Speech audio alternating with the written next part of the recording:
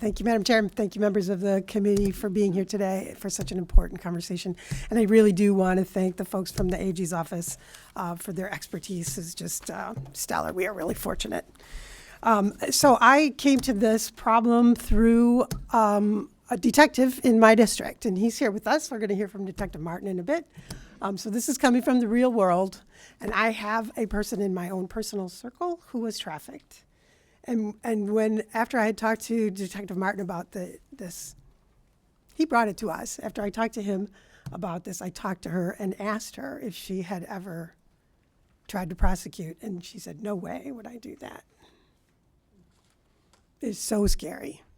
It is so frightening that you might end up in jail for something that was so horrific that happened to you. And you really don't ever recover from something like that. It's about, I don't know, one of the worst things that can ever happen.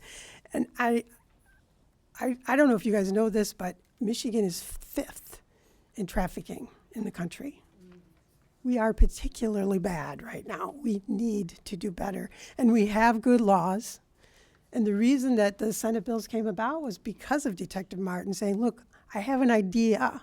We have some good laws, but we can never get to that conviction because we can't get the victims to come and testify. And so to find a way to do that, to take a small tweak in our systems, these, as you've heard in the details, this is not a massive change in our code, but a small tweak can make all the difference to us. And maybe we can move from 5th worst to 10th. Maybe we can move farther. I think it's really hopeful that we've got all this work done and we have so much focus on something that has such a huge impact. So I'm not going to read my whole speech because they really did a great job in the details of the bills.